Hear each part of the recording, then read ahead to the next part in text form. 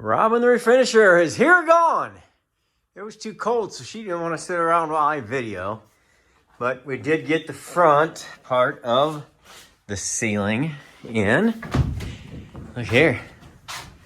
We did get the shelf in. See how you kind of, once you see it, you know. And there's going to be more. We've got more to install other than what we've done here and what we've done there. But look here. Yep, it's on right there too. Yeah, it's nice, boys. It's nice. Let me back out of here a little bit. Let you get a good view. See how this just comes in? Boom. I just think it looks great. This is coming together. Listen to the camper, Rob. Listen to the camper. All right, it's lunchtime. We got quite a bit done. And I've got some decision to make on lights. I mean, we put a kitchen light here, but we're going to maybe put one more somewhere. I don't know yet. Haven't decided. But there's going to be definitely a light there, maybe a light there. Light there, maybe. Light back here once we get that going, maybe. We just got to see what we're doing. That's what lights are for. All right, I got to go. Here's where I got. This is going to be my design. Let me walk you through it. Just definitely not enough room to make a separate little storage area. So I followed the thing all the way up. So there is going to be a little space down here next to the wheel well. So we'll make good use of that space. This is going to fit pretty snugly in there, but it's got all this room on the side, 1.5 inches in the back. And there will be a space of about 1/2 inch all the way around. Plenty to breathe. No problem.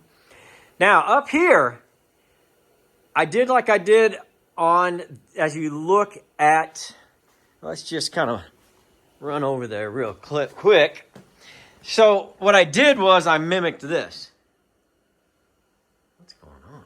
What's all that light? Okay, there we go. Let me get in here. So this is going to be directly across, and it's going to be on this side. So that's going to please the eye. You've got this, same as this. And this, same as on this side. So that's what I did on there. So just like I did a shelf here, over on this guy over here, because we have so many open cabinets in the kitchen.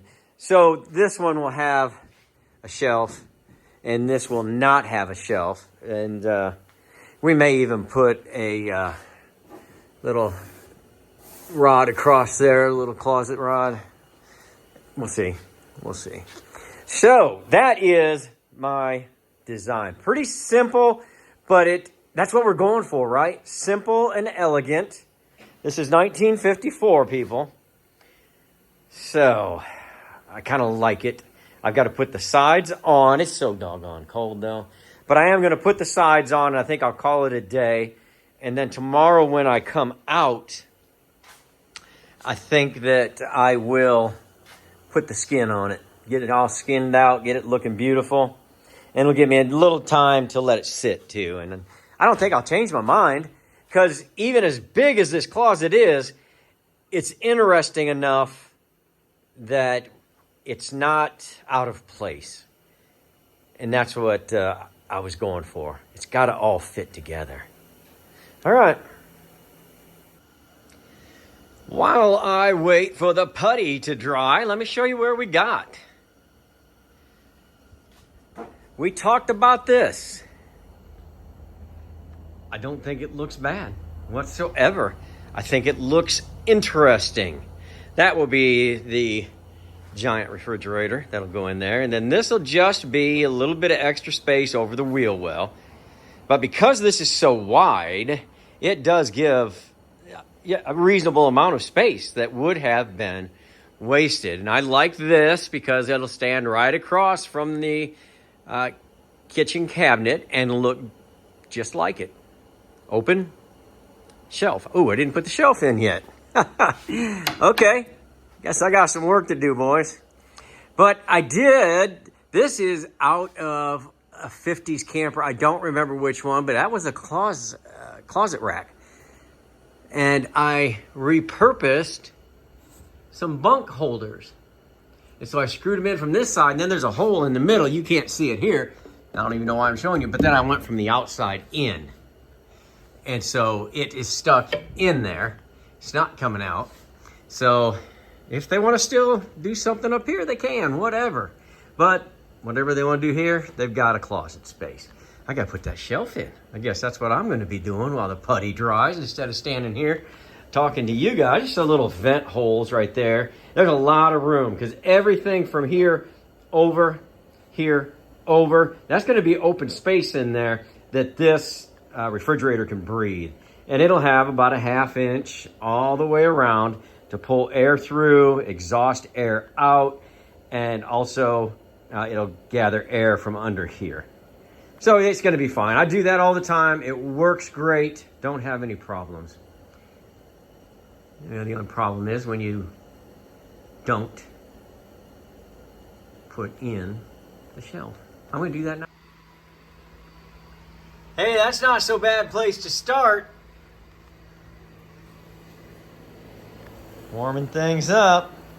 Hey, that'll warm your heart up. What have I been doing, you ask? Well, left you behind theater. So obviously, after Robin the Refinisher left, I don't know, I just got moving. Hey, here's a great idea. Let me take you in somewhere dark where you really can't see anything. How about I get some, oh, I think you can kind of see. This is a pretty good phone. Anyway, we started wiring. I wired one going this way to the under here AC, and then, which would be there, and then around here to another outlet. A little dark, but hey, we're getting it done. And then the other one is going out the front, and that's the one you saw. That one that's going up the front then came through here, and a branch off is going to come up here. And then we need to get one some way or another to the refrigerator over here. That's where we're going. All right, I'm gonna go get a light so that I don't do this to you anymore. I think here shortly I'm going to put these windows in order so that I can open up that to light.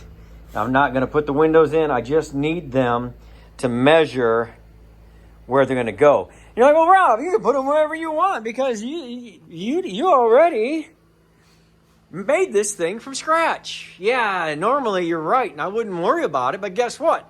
Chris Abbey already made the rock guard based on the original camper measurements. So I've got to go back to the original camper measurements, which is 67 total. So I am bound by that. So I'm going to do that.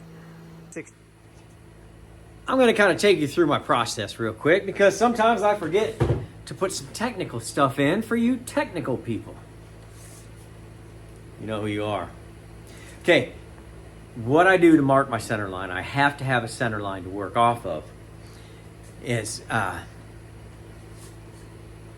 center line. I'm sorry, somebody just, I saw the text on my phone. I was reading it and trying to do this.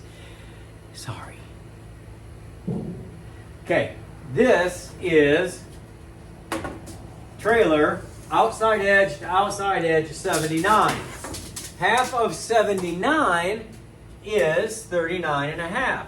I marked 39 and a half. I come up here and do the same thing. I made my mark, 39 and a half. So that is my center line of the trailer. Now, I've got to get the center line of my windows. I've got 3. So there's going to be 3, or no, there's going to be 2 pillars plus the outside pillars, so 4.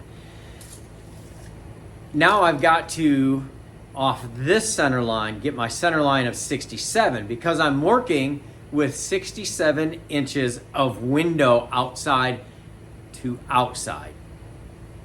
Glad I just talked you through that because that's outside to outside. So what I need to do is lay these windows out on the ground, upside down, outside to outside, 67, but then measure where the inside measurement is. Whew! Because that would be about 6 inches off total before it was over, minimum.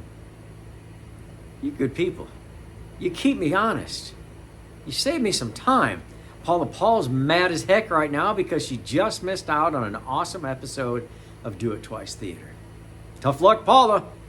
All right, I'm going to get those laid out. I'm going to measure them, and then I'll come back off my center line, and we'll go through it.